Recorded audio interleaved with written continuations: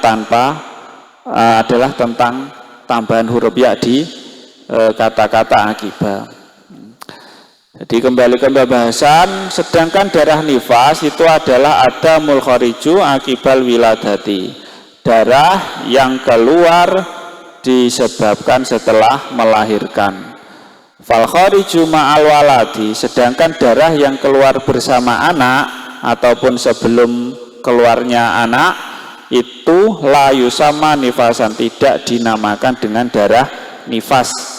Jadi pas melahirkan ataupun sebelum melahirkan kalau keluar darah semisal, lah itu tidak dinamakan darah nifas. Darah nifas itu disebut darah nifas itu adalah darah yang keluar setelah anaknya itu keluar seluruhnya, sudah keluar baru keluar darah, dari itu nanti dinamakan darah nifas.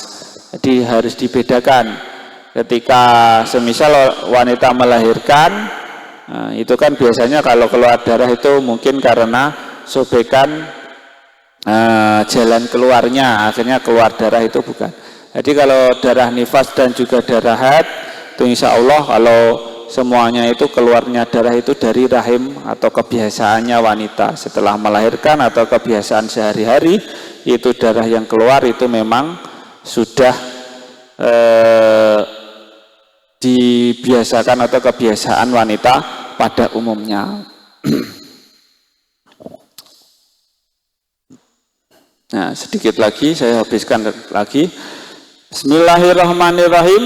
Wal istihadatu utawi kang aran istihadah aidamu tegese gete istihadah wa ya istihadah iku adamu getih al khairiju kang metu fi ghairi ayamil haidi ing dalam saliyane dinane haid wa nifasi lan dinane lan nifas la ala sabili sihati ora ing ngatasé dalan sehat. Jadi darah yang terakhir dari pembahasan darah haid dan nifas dan istihadah itu adalah darah istihadah. Darah istihadah itu apa?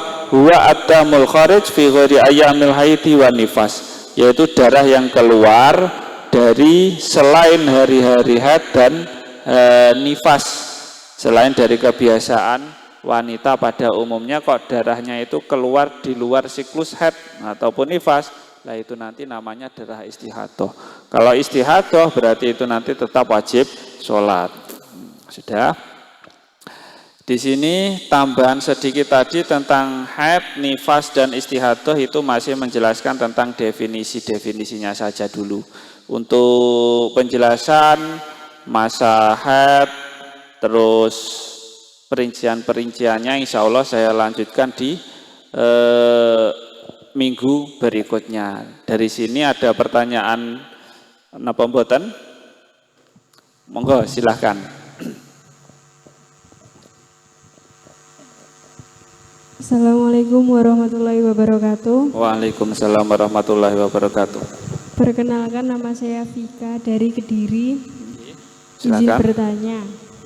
Bagaimana hukumnya jika seorang wanita mengalami pendarahan yang tidak teratur dan sulit diprediksikan akibat kondisi medis tertentu seperti gangguan hormon atau penyakit ginekologi, dan bagaimana cara menentukan masa suci dan tidak suci dalam situasi tersebut? Diulangi, kurang jelas. Enggak, kurang jelas. Jadi ini apa suaranya mic-nya ini kurang bengungi piye? Bagaimana hukumnya jika seorang wanita mengalami pendarahan yang tidak teratur dan sulit diprediksi akibat kondisi medis tertentu seperti gangguan hormon atau penyakit ginekologi, dan bagaimana cara menentukan masa suci dan tidak suci dalam situasi tersebut? Terima kasih. Di pertanyaan dari Mbak Vika tentang seputar haid. Bagaimana hukumnya wanita yang memiliki kendala tertentu atau penyakit tertentu yang membuat siklus haid tidak seperti biasanya gitu ya. Terima kasih. Jadi itu sebenarnya pembahasannya untuk minggu depan. Ada aqallul haidi, paling sedikitnya haid, paling banyaknya haid, dan seterusnya. Tapi saya buat kisi-kisi sedikit saja. Jadi haid itu kan hitungannya kalau mudah saja, sebenarnya perinciannya besok. Jadi mudah saja, haid itu dihitung adalah keluarnya itu sak cerit. Ketika kita sudah merasakan haid, nah itu sudah haid. Tapi paling lama itu adalah 15 hari. Ketika keluar dari 15 hari tambah 1 hari, 2 hari, 3 hari. Berarti yang setelahnya itu hukumnya darah istihadah. Itu sedikit kisi-kisi saja nih, lebih ya enggak rumit saja nih. Hitungannya lebih perlu dihitung. Jadi kalau kita kembalikan kepada definisi, haid itu apa? Haid itu adalah darah yang keluar dari vagina wanita dalam keadaan sehat. Ketika wanita tersebut sakitnya bukan sakit ya. Sakitnya itu adalah sakit yang berhubungan dengan sakit gangguan rahim ataupun ya yang jalur pada haidnya itu. Lah, itu nanti ketika hal tersebut berdampak pada siklus haid kita biasanya, haid kita wanita pada umumnya, maka nanti hukumnya adalah istihadah. Jadi kalau istihadah itu nanti kita tetap wajib sholat, kan ngono. Jadi kalau darahnya itu haid kita enggak boleh sholat, tapi kalau darahnya istihadah maka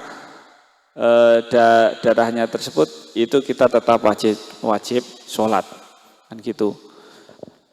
Jadi ketika wanita itu memiliki gangguan penyakit yang berdampak pada siklus haid, itu cara menanggulanginya gimana Pak? Cara ngitungnya gimana Pak? Ya tetap dihitung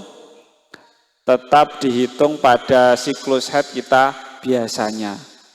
Nah, ketika kita haidnya semisal biasanya seminggu, gitu.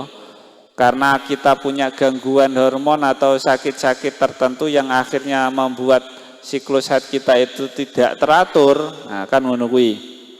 Lah, itu nanti berarti yang tidak teratur itu nanti hukumnya, tapi itu nanti ada hitungannya loh, tetap ada hitungannya. Hitungannya kalau di kitab fikih itu ya seperti itu. Ketika haid darahnya keluar umumnya itu wanita haid itu seminggu, tapi paling banyak adalah 15 hari. Semisal zaman sebulan penuh keluar darah haid, berarti 15 hari yang awal itu hukumnya haid dan kita tidak usah sholat. 15 hari kedua itu hukumnya istihadah dan kita tetap sholat.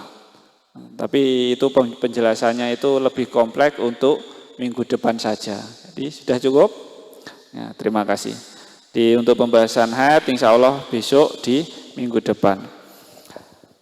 Jadi untuk pembahasan kita Fathul Qorib insya Allah kita lanjutkan di kajian minggu depan. Dari saya ada kurang lebihnya minta maaf. Wabillahi taufiq wal hidayah wa ridha wal inayah. Wassalamualaikum warahmatullahi wabarakatuh.